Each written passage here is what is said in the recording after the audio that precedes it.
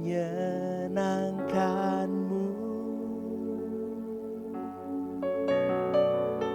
senangkan Tuhan dalam segala perkara.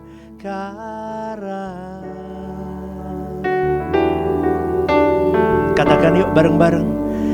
Menyenangkanmu,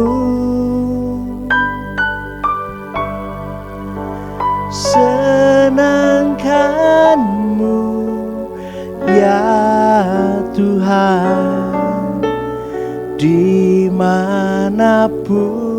ku berada, senangkan Tuhan. Saudaraku, kalau nyanyi lagu begini gampang. Tapi kalau kita praktek hidup itu susahnya bukan lagi setengah mati. Sampai mati pun susah. Ini yang saya alami, saudaraku. Kadang ada masa-masa di dalam hidupmu dan hidupku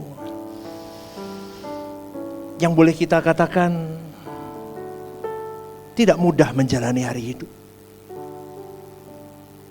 Kadang ada momen-momen di mana seakan-akan Tuhan itu diam dan kita dibiarkannya sendiri.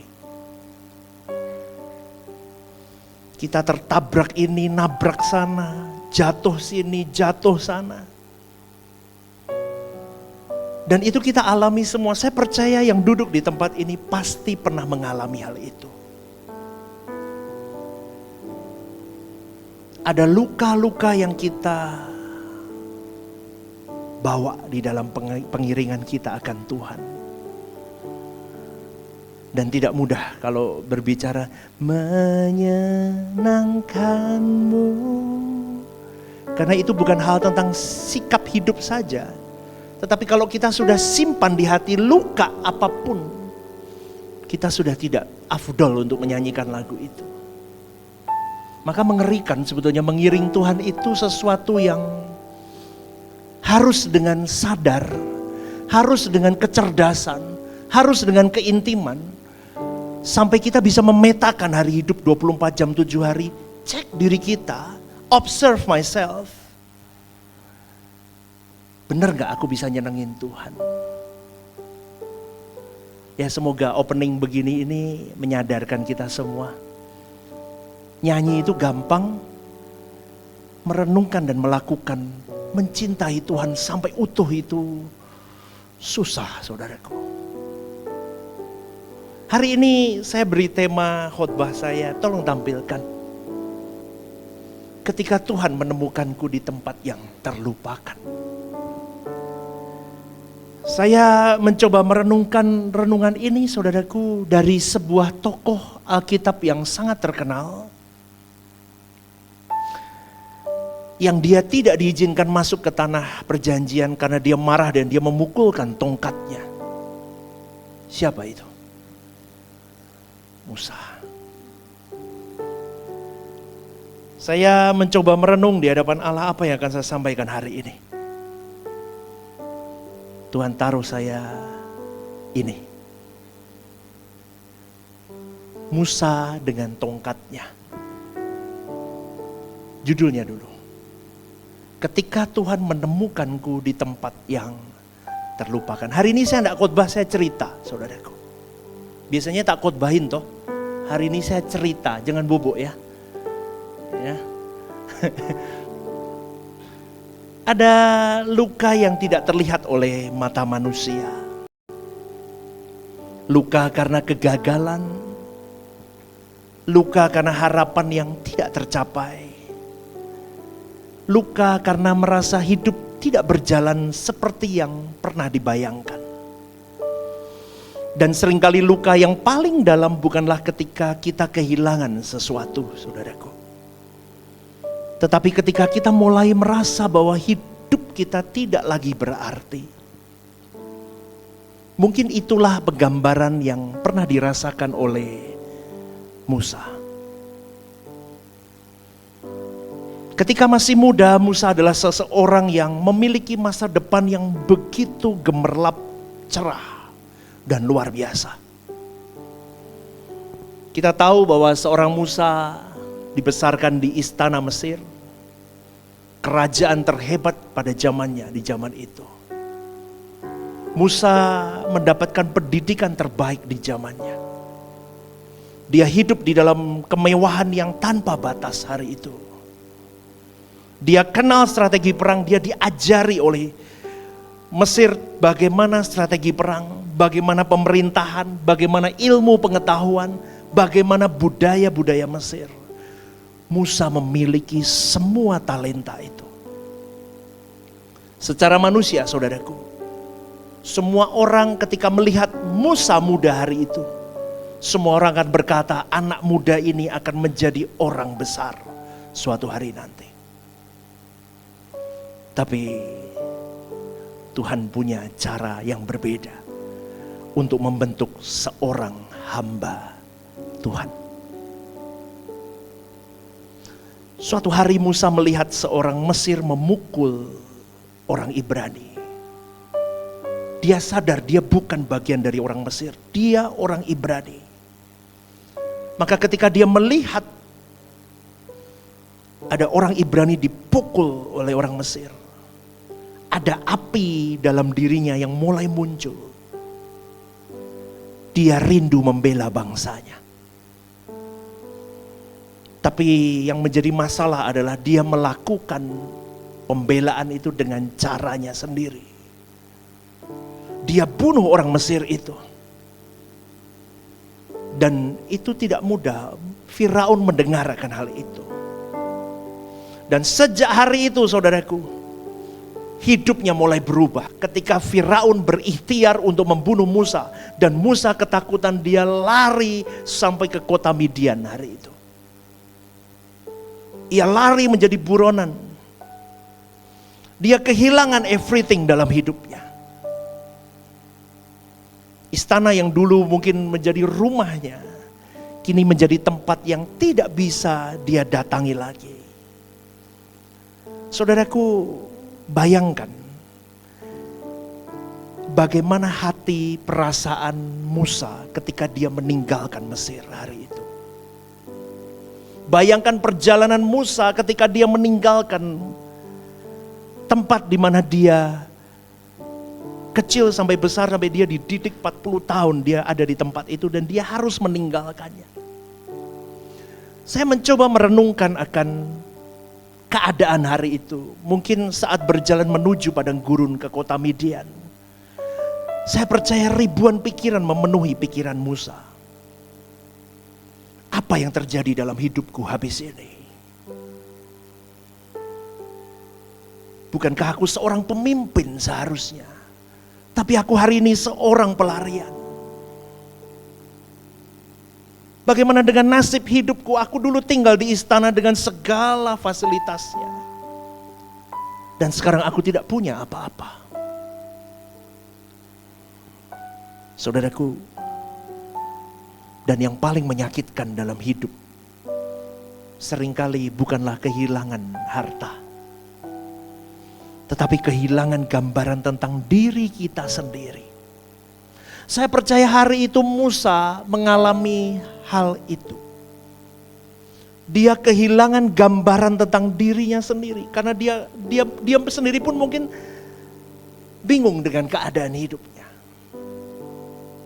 Saya percaya kita semua pernah mengalami di titik-titik seperti ini, saudaraku. Kita kecewa karena hidup kita tidak berjalan sesuai dengan rencana yang kita susun. Kita kecewa karena kita merasa gagal di dalam semua hal yang kita lakukan dalam hidup ini.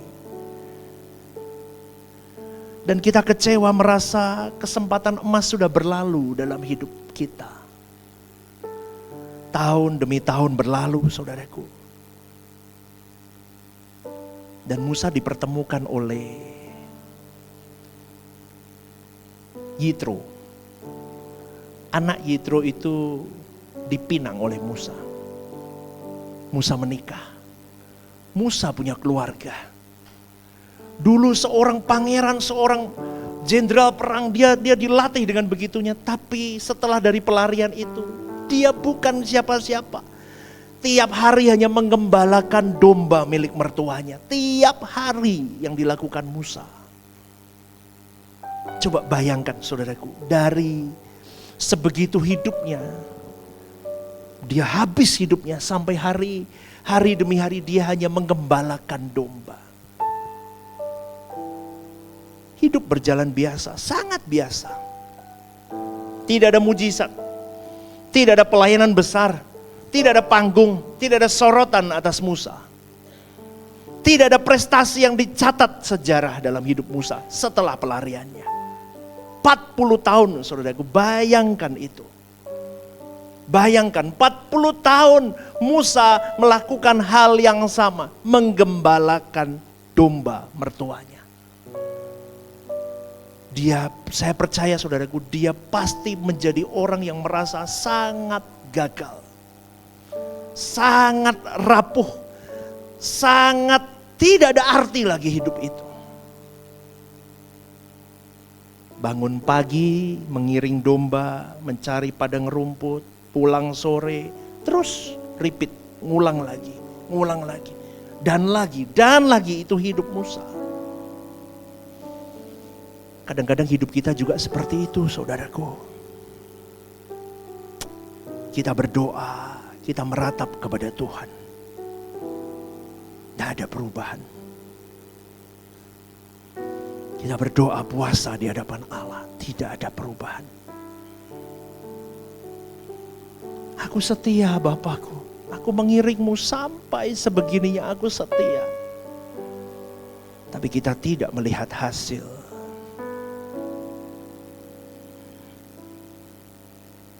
Bahkan kita berkata kepada diri kita, tunggu Tuhan. Kita menunggu saudaraku. Hari demi hari, minggu demi minggu, bulan demi bulan, tahun demi tahun, kita menunggu. Tapi Tuhan pun tetap diam. Dan perlahan-lahan kita mulai berpikir, mungkinkah Tuhan sudah selesai dengan hidupku? Bapak Ibu pernah merasakan yang sama? Saya sering.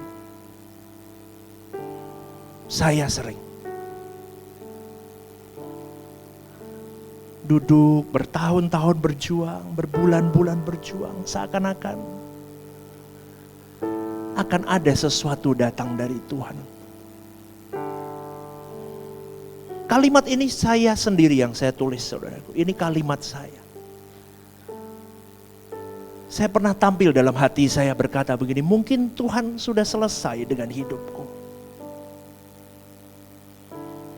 Mungkin memang hidupku biasa-biasa saja, ya sudah begini, cukup. Dan Tuhan tidak promosikan hidupku.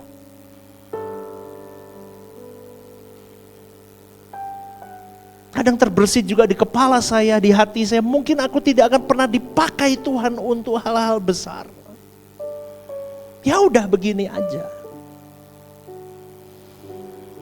Di dalam perenungan dan kesuntukan yang saya coba alami, saya coba telaah dalam hidup Musa, saudaraku. Saya percaya Musa pasti mengalami itu. Bapak Ibu, pasti saudara-saudari di tempat ini juga pernah mengalami titik itu. Anda merasa gagal, Anda merasa tidak ada gunanya hidup. Anda merasa seakan-akan pintu semua tertutup rapat dan tidak ada jalan. Kau mengadah ke atas pun dan dia diam. Tidak ada jalan satupun. Dan kita seperti orang bodoh yang hanya menunggu dengan setia, dengan belajar untuk tidak melukai hatinya, tapi tetap tidak ada perubahan hidup. Betul? Betul saudaraku. Kita merasa begitu. Kadang iman ini mau putus. Kadang ini pengiringan kita hampir berhenti dan selesai. Seakan-akan kita mau berkata, aku angkat bendera putih dan that's it, aku selesai. Di dalam perenungan yang begitu berat saudaraku. Tuhan taruh, nah ada satu hal yang sering tidak kamu sadari. ketika kau merasa aku diam.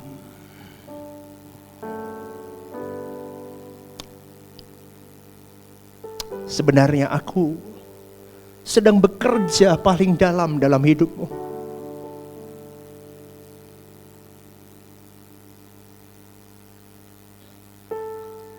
Kadang sebagai seorang manusia, saudaraku, tidak ada jalan lain. Seakan kita ini, aku seperti binatang dungu, anjing dungu di sampingmu Tuhan. Aku mau apa, aku bingung. Tapi dengan hati yang mencoba saya sinkronkan terus ke Tuhan. Aku di diamku nak, aku sedang bekerja paling dalam hidupmu sebetulnya. Tahu gak saudaraku, kenapa saya katakan ini? Dia sedang membentuk kita, utuhnya kita ini, kita dulu.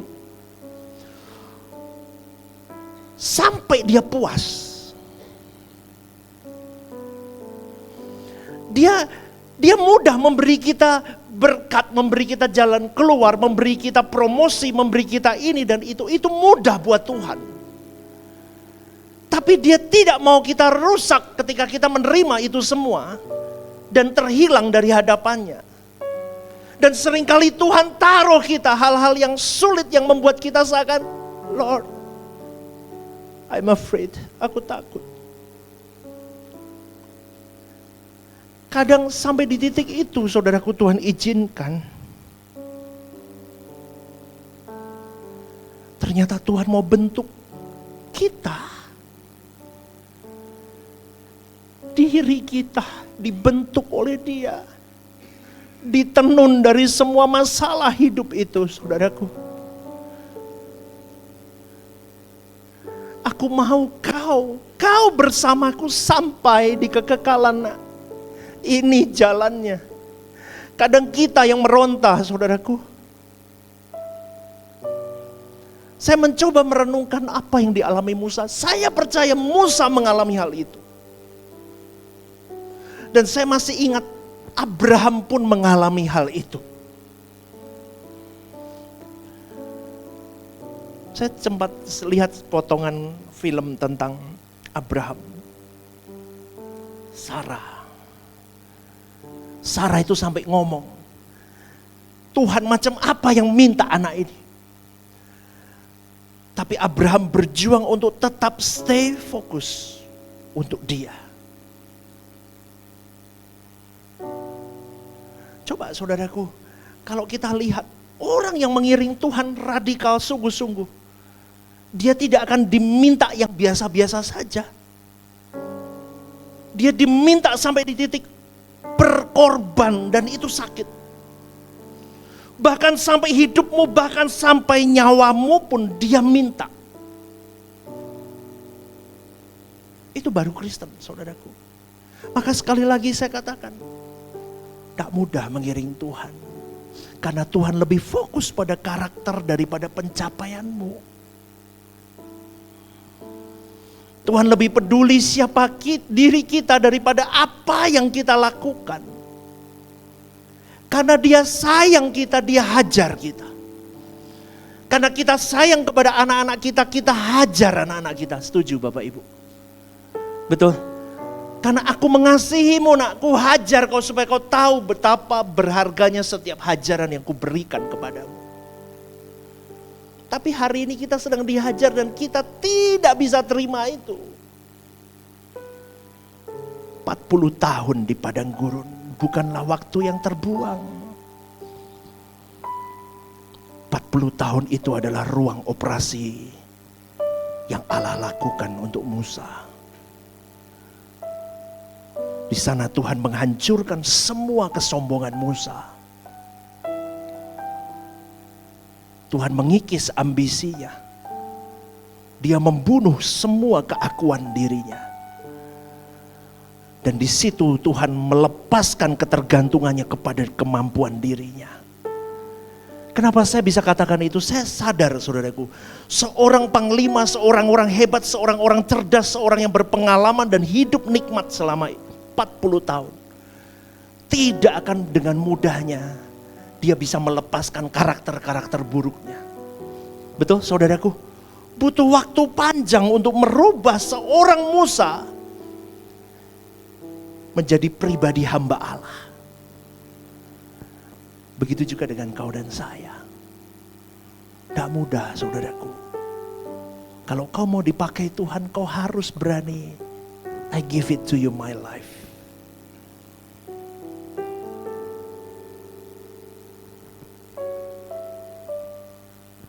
Dulu Musa merasa mampu menyelamatkan bangsanya dengan tangannya sendiri. Sekarang ia bahkan tidak merasa layak berbicara depan orang. Dulu dia begitu kuatnya, begitu sombongnya, sekarang dia begitu lemahnya. Dulu dia begitu pedenya, percaya dirinya, sekarang dia hanya punya Tuhan dalam hidupnya. Dan ternyata itulah yang ditunggu oleh Tuhan, saudaraku. Hari ini mungkin kau dan saya dihajar begitunya. Tuhan tunggu kualitas kita yang berkenan di hadapannya. Amin saudaraku. Ini perjuangan. Suatu hari dalam rutinitas Musa mengembalakan domba, kambing, ternak mertuanya. Musa mengiring domba itu di sekitar Gunung Horeb. Biasa, hari itu hari yang biasa seperti biasanya. Tidak ada tanda-tanda bahwa akan ada sesuatu terjadi hari itu. Tetapi ingat ya, seringkali Tuhan datang pada hari yang tampaknya biasa-biasa saja. Tiba-tiba lalu Musa melihat ada sesuatu yang aneh di balik semak-semak itu. Ada api yang terbakar, tetapi kenapa semak itu tidak terbakar? Musa mendekat. Dan tiba-tiba saudaraku mendengar suara yang mengubah hidupnya selama-lamanya. Dikatakan, Musa, Musa. Bapa memanggil dia dengan 2 kali namanya, Musa, Musa. Tahukah saudaraku apa yang indah dari bagian ini? Tuhan tidak memanggil Musa ketika dia ada di top position hidupnya. Tuhan tidak memanggil Musa ketika dia jadi seorang pangeran hebat. Dengan segala talenta yang dia miliki. Tuhan tidak memanggil Musa ketika Musa berada di puncak hidupnya. Waktu gemilang-gemilangnya Tuhan tidak panggil dia. Tetapi Tuhan memanggil Musa ketika dunia sudah melupakan Musa. Tapi Tuhan tidak pernah melupakan dia. Ketika saya merenungkan cerita ini, saudaraku, saya mengingat bagaimana perjalanan hidup saya pribadi di hadapan Allah. Mungkin hari ini, saudaraku, di tempat ini ada orang yang merasa tidak diperhatikan, tidak dihargai. Kau tidak dianggap penting, kau tidak dikenal, kau tidak dilihat oleh siapapun. Tapi ingatlah satu hal, manusia mungkin melupakanmu, tapi Tuhan tidak pernah melupakanmu. Amin saudaraku. Tuhan tidak pernah melupakanmu. Tuhan tahu persis di mana Musa berada. Dia panggil Musa, Musa, Musa. Tuhan tahu berapa tahun dia ada di padang gurun. Tuhan tahu setiap air mata yang tidak pernah dilihat orang lain yang tertetes di dalam pengiringannya. Tuhan tahu juga setiap tetesan air matamu dan air mataku, saudaraku. Lalu Tuhan berkata bahwa Musa akan dipakai, kau akan kupakai untuk membebaskan bangsaku. Bapak Ibu kalau tahu ceritanya, padahal Musa itu lari dari Firaun itu sudah lama, sudah diganti Firaunnya. Firaun yang selama dia ada itu, dia sudah ganti kepemimpinan. Tapi dia masih punya rasa takut. Karena dulu dia orang hebat, dia terbuang sampai hanya jadi seorang gembala, dia jadi kecil hati. Disuruh Tuhan, bebaskan bangsaku. Musa ngomong, aku gak bisa ngomong, gak pandai bicara. Aku gak pinter ngomong, siapa aku ini? Itu respon Musa, siapa aku ini Tuhan? Kau pakai aku.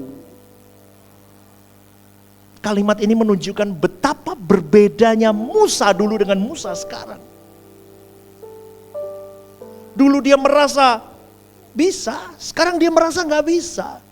Dulu dia yakin dengan dirinya, sekarang dia gak yakin. Dirinya sendiri pun dia gak yakin. Dia lemah seakan-akan dia orang kalah.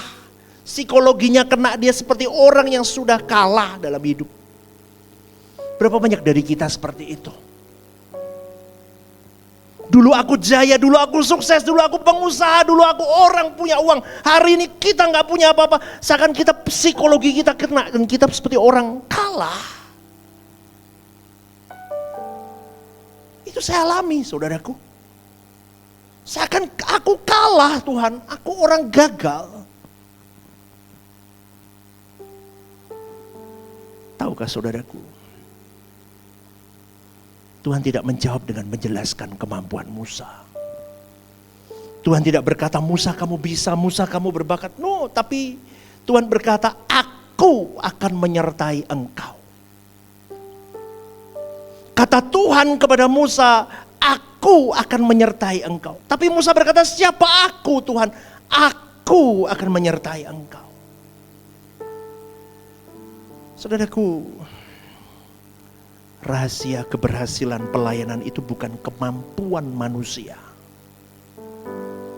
Rahasianya adalah kalau Tuhan beserta. Amin, saudaraku. Anda masih bersama dengan saya? Rahasia keberhasilan pelayanan apapun yang kau lakukan. Bisnismu, studimu, keluargamu, pelayanan di gereja lokalmu. Everything about your life. Untuk dia, itu kuncinya satu, Tuhan besertamu. Kalau Tuhan sudah besertamu, mau model apapun tidak akan pernah remuk. Trust me, ini yang saya alami saudaraku. Kau boleh masuk ke jalan hutan seperti apapun, terjal seterjal-terjalnya. Kalau Tuhan bersamamu, aman. Kemudian Tuhan bertanya kepada Musa, apa yang ada di tanganmu? Musa menjawab, sebuah tongkat. Tongkat saudaraku, tongkat gembala. Tongkat itu sederhana, tidak istimewa, tidak mahal, tidak mengesankan. Hanya tongkat penggembala. Alat yang dipakai Musa sehari-hari yang dia pegang di tangannya. Tapi Tuhan memakai tongkat itu. Kenapa? Karena yang dicari Tuhan bukan benda yang hebat. Melainkan hati yang bersedia menyerahkan apa yang dia miliki. Pertanyaannya, berapa banyak dari antara kita menunggu jadi hebat baru mau melayani Tuhan? Nanti kalau kerjaan saya lebih mapan, saya baru pelayanan. Nanti kalau ini dan itu saya baru. Nanti kalau lebih mampu saya baru. Padahal Tuhan tidak bertanya apa yang ada padamu. Tapi Tuhan bertanya apa yang ada di tanganmu hari ini. Amin saudaraku. Amin saudaraku. Mungkin yang ada di tanganmu hari ini hanyalah kesetiaan hati untuk Tuhan, sederhana itu saja.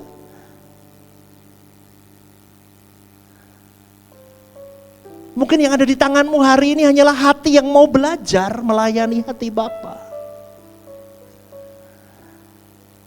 Mungkin yang ada di tanganmu hari ini hanyalah kemampuan-kemampuan biasa, rata-rata. Mungkin yang ada di tanganmu hanyalah pelayanan kecil yang tidak dianggap orang lain. Bahkan orang di dalamnya sendiri pun mentertawakan pelayanan itu. Tapi jangan remehkan hal itu, saudaraku. Sebab ketika diserahkan semua yang ada di tangan kita ke Tuhan, hal yang kelihatannya tidak berarti, yang diremehkan orang, yang sederhana itu, bisa menjadi alat yang luar biasa di tangan Allah. Amin, saudaraku. Berikan tepuk tanganmu untuk Tuhan. Anda masih bersama dengan saya? Apa ngantuk terus bubuk ini? Enggak ya. Saudaraku, tongkat itu tidak pernah berubah menjadi benda mewah. Tetapi ketika berada di tangan Tuhan, tongkat itu bisa membelah laut Kolsom. Coba bayangin. Itu tongkat biasa, tapi ketika Tuhan menyertai, tongkat itu bisa membelah laut Kolsom. Ketika dipukulkan ke batu, keluar mata airnya. Coba saudaraku. Tongkat yang biasa, yang dipakai Musa hari-hari, yang seakan-akan tidak ada artinya, itu bisa jadi saksi kemuliaan Allah. Dan pelajaran terbesar dari hidup Musa adalah ini, saudaraku. Tuhan tidak memakai Musa karena Musa itu hebat. Tidak. Segala pengalaman 40 tahun di Mesir dengan hebatnya cara perang dan semuanya. Tidak karena itu. Tapi Tuhan pakai Musa karena ia akhirnya belajar hidup bergantung sepenuhnya kepada Allah. Katakan amin. Saya ulang. Hidup bergantung sepenuhnya kepada Allah. Ilustrasinya begini. Kalau ada mbok tenong, tahu mbok tenong? Lu kira ngerti kabeh, mbok jambu. Mbok jambu tahu? Gendong ketemulah Theo di jalan naik pickup Theo-nya. Minjem pickupnya, kenal itu mbok jamunya tetangganya misalnya. Mbok melu aku, lu ngguri, duduk belakang. Mbok itu naik, ada dua pilihan. Dia tetap manggul sambil dia duduk di box itu, atau dia meletakkan panggulannya dan dia duduk. Maksud saya, yang saya maksudkan adalah hidup ikut Tuhan, sepenuh hidup bagi Tuhan, sepenuhnya bergantung penuh. Berarti jamunya ditaruh, dia duduk. Bersama dengan saya? Seringkali orang Kristen tidak begitu. Bawa masih digendong, duduk. Capek aku, lu taruh. Punya Tuhan, pickup itu kuat untuk nopang kamu sama jamumu. Tapi banyak orang tidak mengerti akan hal itu dan dia berusaha untuk mengenakan caranya sendiri. Pengalamannya sendiri. Saudaraku, sekali lagi saya mau katakan, Tuhan pakai Musa karena akhirnya Musa belajar hidup bergantung penuh pada Allah. Kalau dalam bahasa saya boleh dikatakan begini, pada akhirnya Tuhan memilih Stephen Lim karena Stephen Lim akhirnya menyerah total sama Tuhannya. Amin gak nih? Maka saya gak pernah ngomong kekhawatiran hidup, jujur. Saya jarang khotbah, khawatir saya jarang. Karena kelasmu dan kelasku bukan dikhawatir lagi seharusnya. To be like Christ. Kelasnya sudah di situ. Kelasnya itu sudah sampai bagaimana. Besok minggu saya ajari. Kalau dalam bahasa Yunani itu sampai kita morphe. Berkeadaan seperti Allah itu sendiri. Itu harus habis hidupmu. Kalau kamu gak habis, kamu gak akan bisa morphe. Lah Kristen itu harus di titik itu. Kelasnya sudah di situ. Kalau kamu masih sibuk dengan khawatir, belum, kamu mau ke sana gimana? Bersama saya gak nih? Atau Anda yang menganggap saya aneh? kebanteran pastor. Loh kok kebanteran, ya sesok mati. Kudu banter.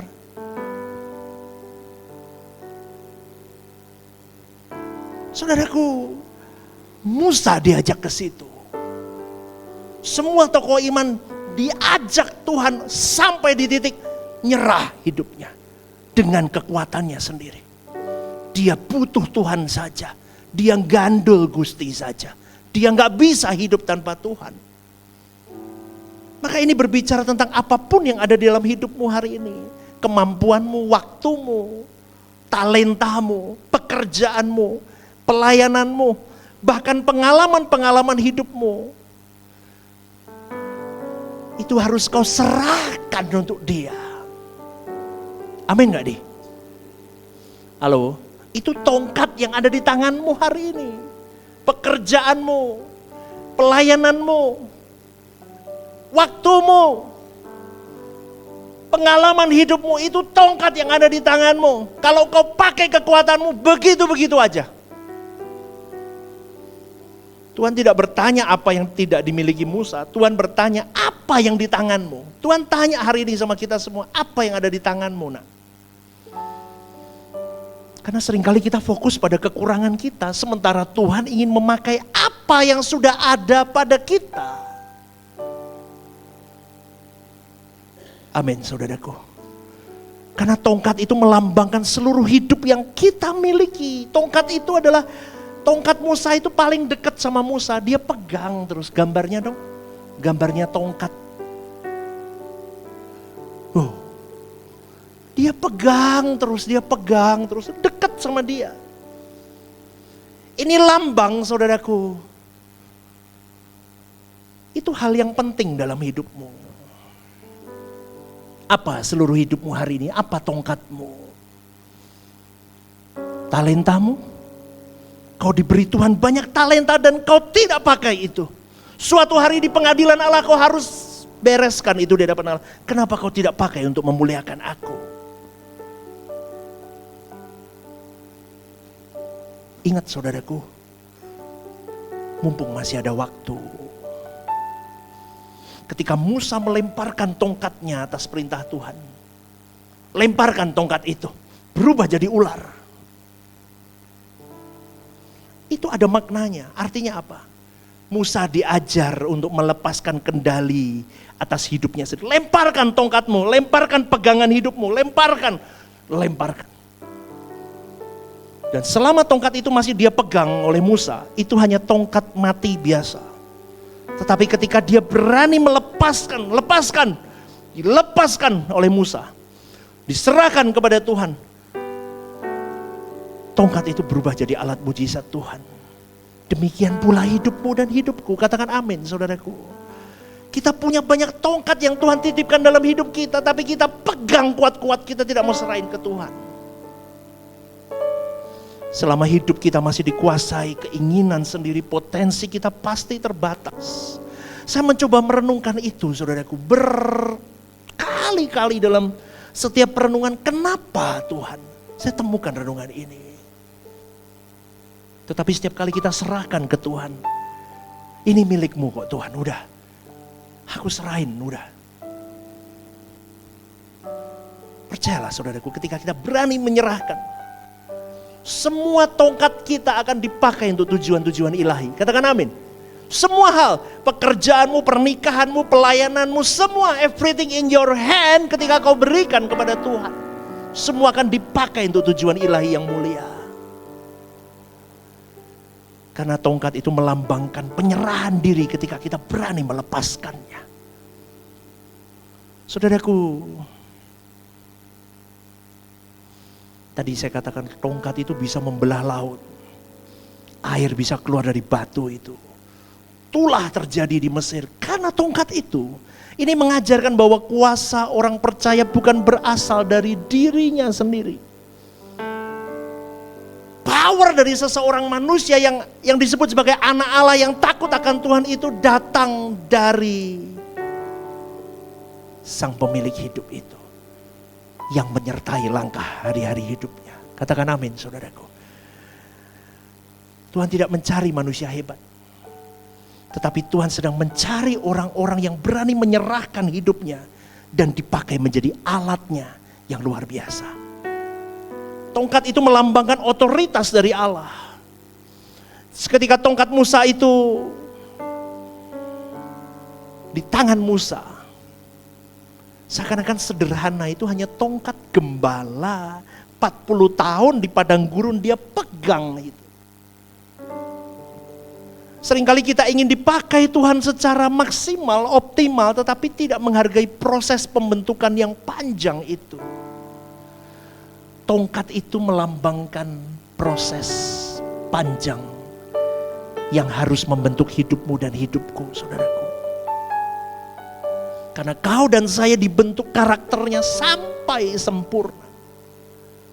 Maka sebelum tongkat itu membelah laut, sebelum tongkat itu menemani Musa membuat banyak mujizat, 40 tahun tongkat itu menemani Musa di dalam kesunyian di padang gurun. Itulah yang saya sebut dengan proses pembentukan. Saudaraku, Tuhan tidak hanya menginginkan sebagian hidupmu dan hidupku, tapi Tuhan rindu seluruh hidupmu adalah miliknya. Katakan amin. Tongkat Musa menunjukkan bahwa sesuatu yang biasa dapat jadi luar biasa ketika sepenuhnya berada di tangan Tuhan. Demikian pula dengan hidupmu dan hidupku sebagai orang percaya. Tujuan hidup kita bukan jadi manusia hebat menurut dunia, melainkan menjadi alat Tuhan yang efektif di tangan Tuhan dan untuk menggenapi kehendak Tuhan selama kita masih hidup. Tongkat itu melambangkan hidup yang sepenuhnya menjadi milik Tuhan saja. Saudaraku, dari ilustrasi tongkat ini kita bisa melihat bahwa tongkat Musa itu bukan sekedar sepotong kayu. Tapi tongkat itu adalah lambang hidup yang diserahkan sepenuhnya. All is for you, my Lord. Kalau dulu itu ada lagu lama ya. Saya waktu remaja dulu. Ini aku, semua milikku. Tahu gak lagu itu? Ku serahkan padamu, Tuhan. Terus apa? Penyesalan dan kebanggaan, semua ku serahkan dalam tanganmu. Pokoknya refnya gini. Ku persembahkan hidupku kepadamu, Tuhan. Apa? Untuk kemuliaan-Mu ku berikan hidup ini sebagai persembahan yang berkenan padamu. Tahu ya lagu itu ya? Tahu ya? Itu lagu kita kecil. Ya, itu lagu anak-anak muda sekarang nggak tahu. Tahu kamu? Loh, kok bisa? Tahu? Theo tahu? Loh, kok bisa? Itu lagu kuno ya? Ya. Ku persembahkan hidupku kepadamu, Tuhan, untuk kemuliaan-Mu ku berikan hidup ini sebagai persembahan yang berkenan padamu. Terus apa? Kepadamu. Apa? Apa? Ku berikan hidupku. Itu bukan lagu SK loh. Tapi lihat, maknanya matang.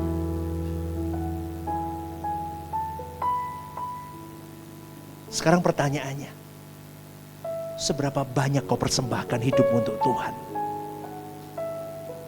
Seberapa banyak kau masih berhitung sama Tuhan? Seberapa banyak kau PHP-in dia? Seberapa banyak kau janji manis dengan Tuhan, tapi kau tidak serius sama dia? Saudaraku, pada kesempatan malam hari ini, Musa mengajarkan kepada kita semua, serahkan hidupmu ke Tuhan. Maka Tuhan akan bertindak baik dalam hidupmu dan hidupku. Amin. Berikan apa yang harus kau berikan kepada Tuhanmu. Ketika kita berikan apapun itu ke tangan Tuhan, maka itu akan menjadi alat untuk mengubah sejarah kehidupanmu dan kehidupanku. Amin saudaraku. Amin saudaraku. Hidup yang diserahkan kepada Tuhan. Tampilkan poin yang kedua. Hidup yang diserahkan kepada Tuhan mungkin tetap terlihat sederhana di mata manusia, tapi dapat menjadi alat yang luar biasa untuk menggenapi rencana Allah. Next. Tuhan tidak membutuhkan kehebatan kita. Tuhan hanya meminta agar kita menyerahkan tongkat yang ada di tangan kita kepadanya. Hari ini saya tidak tahu apa yang menjadi tongkatmu yang kau pegang di tanganmu. Tapi melalui renungan pada sore malam hari ini, saudaraku, pastikan kau memberanikan dirimu untuk menyerahkan tongkat hidupmu kepada Tuhan. Coba renungkan pertanyaan ini. Saya berikan 3 pertanyaan. Yang pertama, apakah Anda sedang berada dalam padang gurun yang membuat Anda merasa dilupakan? Kalau iya, saudaraku, Anda ada di jalan yang benar bersama Tuhan. Kalau iya jawabannya, kau sedang ditenun oleh Dia. Jangan takut, jangan gentar, dan jangan pernah bertanya apakah jalanku salah. No, kau tidak salah. Kau di jalan yang benar. Tidak ada satu tokoh iman pun tanpa rintihan air mata, tanpa tetesan air mata. Semua orang yang mengiring Tuhan benar, perjalanannya diukir dengan tetesan air matanya. Maka hari ini saudaraku, kalau kau ada di padang gurun, kuatkan imanmu. Melangkahlah bersama dengan Tuhan yang benar. Pertanyaan kedua, apakah Anda berani menyerahkan tongkat yang ada di tangan Anda kepada Tuhan? Gumulkan ini, pulang dan bawa pertanyaan ini. Mungkin hari ini kau tidak ada di padang gurun kehidupan, tapi pertanyaan ini harus mengorek ketenangan hatimu.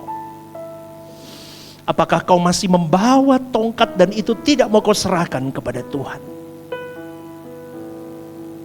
Kalau hari ini kau berkata dalam hatimu, aku mau serahkan tongkat-tongkat hidupku ke tangan-Mu Tuhan. Lihat apa yang akan Tuhan perbuat dalam hidupmu dan hidupku, saudaraku. Amin. Amin saudaraku. Keadaan kita hari ini mungkin tidak baik-baik saja. Karena kita memegang tongkat itu dengan kemampuan kita. Tapi malam hari ini saya mau ingatkan, serahkan ke Tuhan. Seperti seorang Musa melepas dan melemparkannya, serahkan ke Tuhan. Tongkat ketika dilepaskan ada mujizat terjadi. Tongkat hidupmu dan hidupku ketika kita lepaskan, Tuhan juga buat mujizat dalam hidup kita. Amin saudaraku. Berikan tepuk tanganmu yang terbaik. Pertanyaan yang terakhir, apakah Anda masih mengandalkan diri kita sendiri? Atau kita sudah belajar bergantung sama Tuhan? Yang terakhir, kalimat terakhir ini, baca baik-baik saudara. Tuhan sering menemukan manusia terbaiknya bukan di atas panggung, tetapi di padang gurun kehidupan. Bukan ketika mereka merasa kuat, tetapi ketika mereka menyadari bahwa tanpa Tuhan, I cannot do anything and everything. It's me. Itu saya. Aku ada di padang gurun Tuhan. Aku gak bisa apa-apa. Tapi Tuhan menyertai Rehoboth Semarang sampai hari ini.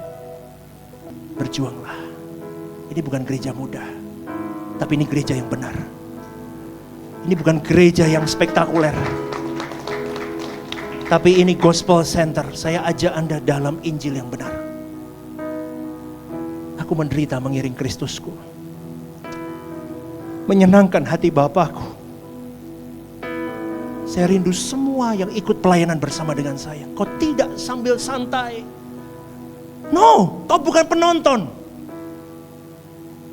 Kau tertinggal atau ikut, itu aja.